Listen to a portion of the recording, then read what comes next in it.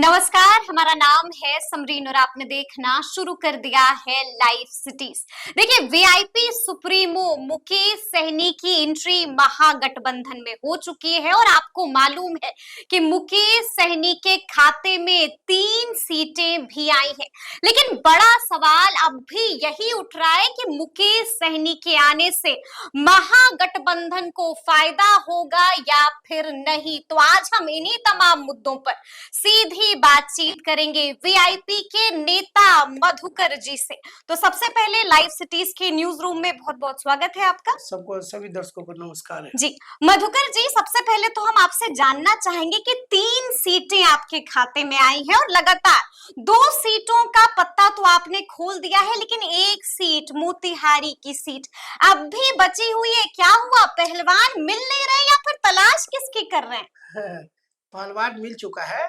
देखिए, पहलवान मिल चुका है। पहलवान मिल चुका है। घोषणा होने के लिए क्या है, गठबंधन है। सबसे सभी दलों के प्रमुख नेताओं से आपस में मुंह मिलाना होता है कि फल्ला को दे रहे हैं, कोई आपत्ति नहीं है, हमारी पार्टी है।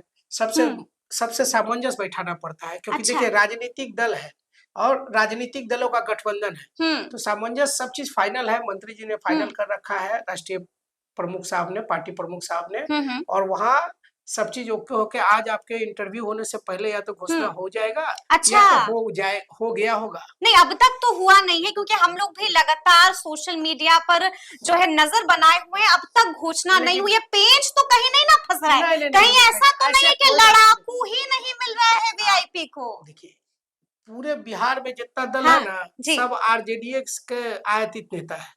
चाहे जदयू में हो, बीजेपी में हो, ऐसा कुछ नहीं होता है।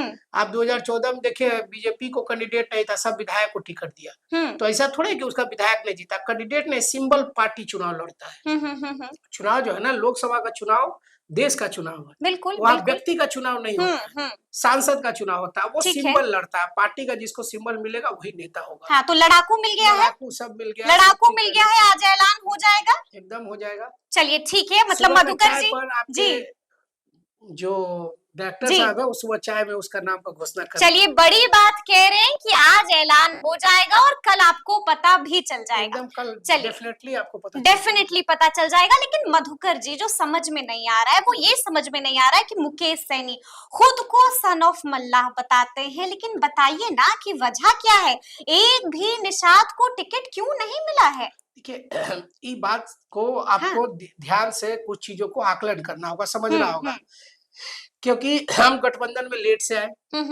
हमारी एंट्री महागठबंधन में सबसे देर से हुई, सीटों की घोषणा होने के बाद हुई। हमारी तैयारी जहां से थी, पार्टी प्रमुख की या पार्टी के एक राष्ट्रीय अध्यक्ष है, वो कहीं से जहां से लड़ना चाहते थे, वो सीटें कटिहार थी, दरभंगा थी, वो सीटों पे हमारी तैयारी जहां से हमारे लड़ने को मिला, वो जगह सीट पे हम लोग एडजस्ट नहीं कर पा रहे थे। ठीक है, वहाँ सहनी वोटरों को सिर्फ जोड़ने से हम चुनाव जीतने के लिए क्या है, सामंजस्य बैठाना होता है कि कौन सीट पे किस जात को वोट दिया जाएगा, क्योंकि बिहार की राजनीति में जितनी राजनीति की सच्चाई है उतनी जाति की सच्चाई है। तो प्रैक्टिकल बातें समझिए कि हम सिर्फ 3 जात 4 जात को जोड़ के नहीं हो सकते, हमें अलग से वोट चाहिए। और वोट लाने के लिए सिर्फ सहनी के लिए पिछली बार हमें मौका मिला, हमने 2 सहनी को दिया। इस बार गायब। अच्छा, उसी बात का प्यार है। तो अभी जो सीटें हमें मिली है लेट से, वो सीटें हम लोग एडजस्ट नहीं कर पा रहे हैं। झंझारपुर, गोपालगंज, मोतिहारी। झंझारपुर से कभी आप इतिहास उठा के देख लीजिए, सहनी नहीं लड़े हैं। मोतिहारी से कभी इतिहास दिख लीजिए, कभी कोई सहनी नहीं लड़ा है। लेकिन एक बार जयनारायण शाह जी लड़े थे। लेकिन हमें अभी बीजेपी को हराना है। अच्छा, बीजेपी को हराने के लिए जो कॉम्बिनेशन सही होगा, उस कॉम्बिनेशन के साथ चुनाव में जाना है। और कॉम्बिनेशन सही रखने के लिए कुछ तो मंतव्य रखना पड़ता है। तो मतलब इस बार निषाद कैंडिडेट नहीं देने जा रही है वीआईपी, यही कह रहे हैं आप? जो मुकेश सहनी निषादों की बात करते हैं, खुद को सन ऑफ मल्लाह बताते हैं, वो गायब कर देंगे इस बार? समझिए, अभी खुद नेता तो अब हर जगह अगर लालू यादव जी हैं तो 40 को सिर्फ यादव और मुसलमान को दे देंगे, ऐसा नहीं। 3 में से एक तो दे सकते हैं ना मधुकर जी? नहीं, 3 में से एक तो सुरक्षित है। जी हाँ, एक सुरक्षित है। 2 सीट बचा।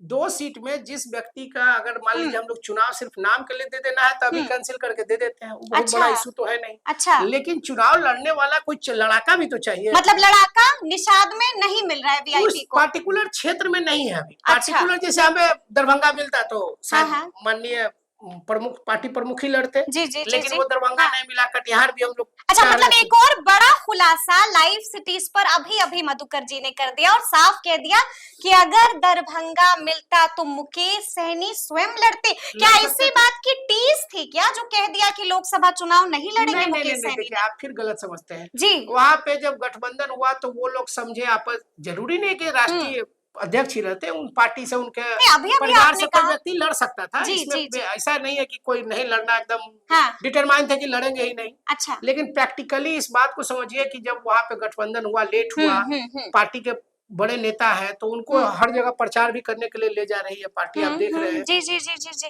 तो दो युवा नेता एक साथ अगर बिहार घूमेंगे तो हम्म। अपने क्षेत्र पे कंसंट्रेट नहीं कर पाएंगे, अच्छा, तो चुनाव कैसे और लड़ पाएंगे? दरभंगा भी तो नहीं मिला।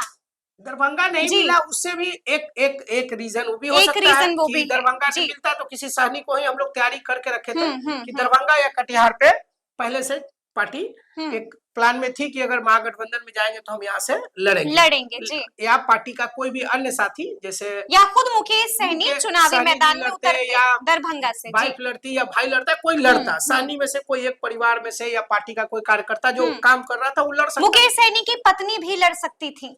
क्यों? अच्छा, क्यों जी नहीं लड़ सकती थी? अच्छा जी, उनकी भी एंट्री हो जाती इस बार राजनीति में अगर दरभंगा मिलता तो।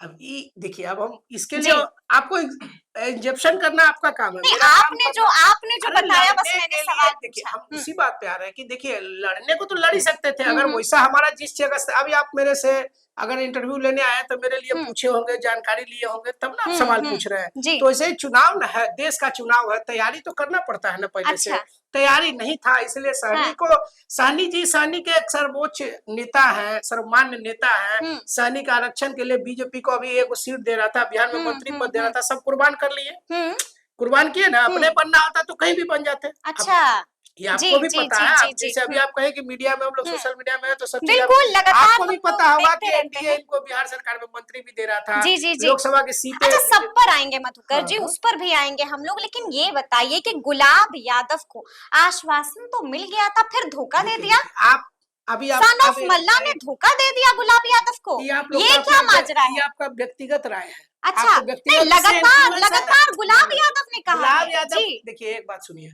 हम अभी कह सकते हैं कि आप हमसे पैसा मांग रही हैं, तो इसका अच्छा। कोई जवाब तो है नहीं। अच्छा, अगर उनको टिकट मिल गया था जी तो दिखाएंगे ना कि हाँ पार्टी का टिकट मिल गया था। बाज़ाब्ता ट्विटर पे आ गया था, कह दिया था कि वीआईपी के उम्मीदवार हम ही होंगे, गुलाब यादव ने। हम कह रहे हैं कि हम लाइव सिटीज के डायरेक्टर हैं, आपके कैमरा पे कर रहे तो हो गए। अच्छा, मतलब आप जी मेरे गांव के हैं, तो हम उनको मालिक हो गए कंपनी के। अच्छा, मतलब आप कह रहे हैं कि गुलाब यादव ने झूठ बोला? एकदम झूठ बोला, सरासर झूठ बोला, सरासर झूठ बोला पार्टी का गुलाब यादव प्राथमिक ने। सदस्य भी नहीं है। अच्छा, गुलाब यादव वीआईपी के सदस्य भी नहीं है और बोल रहे हैं टिकट मिल गया, तो जी, जबरदस्ती जी, का जी। बात है ना। अच्छा, जबरदस्ती की बात कह रहे आप हैं। एक बात समझिए, अभी कहने के लिए कोई भी जगह जगह घूमते हाँ। रहे, उससे क्या फर्क पड़ता है?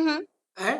पार्टी का जो ऑफिशियल कैंडिडेट है वही ना होगा। ठीक है। और पार्टी ने कभी कहा या पार्टी के किसी जी। लोगों ने कहा है तो आप बताइए, पार्टी के फोरम पे, सोशल मीडिया पे कहीं लिखा हुआ है तो बताइए। गुलाब जी जो कर अपने मर्जी से कर रहे हैं, उसका कोई पार्टी से उससे लेना देना नहीं है। पार्टी से कोई लेना देना नहीं है, जो भी बात गुलाब यादव कह रहे हैं। अच्छा ठीक है, ठीक है, मर्जी से कह रहे हैं। और अभी अभी आपने जिक्र किया मधुकर जी तेजस्वी यादव और मुकेश सहनी की जोड़ी का। आपको मालूम है ना कि तेजस्वी यादव तो बुरा फंस गए हैं। चिराग पासवान ने सवाल ठोक दिया है और साफ कह दिया है कि अगर मैं तेजस्वी यादव की जगह पर होता और उनकी माता जी को कोई ऐसे बोलता तो मुंह तोड़ जवाब देता। यानी कि तेजस्वी पर अब सवाल खड़े हो रहे हैं, चल क्या रहा है? कुछ नहीं, क्या राजद में महिलाओं की इज्जत नहीं होती है क्या? ये तो आप बेहतर समझते हैं, बीजेपी ने को महिला को टिकटे नहीं दिया है। नहीं ठीक है, ठीक है जी। आप प्रैक्टिकल बात पे आइए। प्रैक्टिकल बात यह है कि चिराग पासवान जी नौटंकी कर रहे हैं। चिराग पासवान नौटंकी कर रहे हैं अभी कि आप लोग सफाई दे रहे हैं। क्यों सफाई देंगे? सफाई तो दे रहे हैं। हम दोनों बाहर चल रहे हैं, रोड पे कोई गाली बक दे उससे हमको आपको क्या लेना देना? रोड पे तो तेजस्वी मंच पर थे, रोका नहीं। नहीं, वो भाषण दे रहे थे। आप अच्छा। ध्यान दीजिएगा, वीडियो देखिए, भाषण दे रहे थे, बीच में कोई कुछ गाली बकरा, उतना ध्यान थोड़े होता है। हाँ। नेता भाषण दे रहा है, वो अपने ऊपर ध्यान देता है, वो फालतू चीजों पे थोड़ा ध्यान देता है। लोग ऐसा करते रहते हैं। लेकिन ठीक है, देखिए कल वोट होना है जी, कल पहले उस पर हम आएंगे मधुकर जी। लेकिन आज भी एयरपोर्ट पर तेजस्वी यादव ने निंदा नहीं की, बीते दिन वाली घटना की निंदा नहीं की, एक बार भी नहीं बोला। कहाँ रहती है? बिल्कुल, वो बाइट आप सुन सकते हैं। आप ध्यान से सुनिए, तेजस्वी जी ने कहा है कि अगर जिसने भी गाली बका वो गिरा हुआ काम है, मुझे अगर पता होता तो मैं वही डांटता। बिल्कुल, मैं उन्होंने भाषण कहा दे रहा था। नहीं, उन्होंने कहा कि मैं इसको टॉलरेट नहीं करता, लेकिन निंदा नहीं की ना मधुकर जी। एक कहा बात नहीं सुनिए, कि मैं किसको इसकी निंदा करता हूँ, हम पार्टी फोरम कहा में नहीं कि मैं कार्रवाई करूंगा, अगर वो उनका रिश्ता आरजेडी से होगा तो मैं सस्पेंड करूंगा। कहा तेजस्वी यादव ने। अच्छी कहने की बातें हैं, अगर कोई जी। नहीं भी चाहेगा, किसी की माँ को कोई गाली बकेगा तो सस्पेंड होगा पार्टी से। अच्छा, नेचुरल तेजस्वी एक्शन लेंगे, लेकिन कब? कोई भी व्यक्ति चाहे, जी। अगर देखिए हम पार्टी के अगर राष्ट्रीय प्रवक्ता उस हैसियत से बोल रहे हैं कि अगर आपको भी मेरे पार्टी का कोई आदमी अगर गलत भाषा भी प्रयोग करता है, अगर गलत व्यवहार भी करता है, भाषा भी अगर गलत बोल देता है, तो गाली तो दूर की बात है, उसको सस्पेंड होना होगा। आप एक पत्रकार हैं, कब एक्शन लेंगे तो तेजस्वी पता यादव? होगा वो कार्यकर्ता थोड़े है। अच्छा, कार्यकर्ता नहीं है। अरे भाई, गाली बकने के लिए जी। कोई किसी को, आप समझिए, अगर एक बात सुनिए, इस जी। सार्वजनिक मंच पे हाँ। कल वोटिंग होना है, कोई गाली बकना चाहेगा? पहले ही बता दीजिए।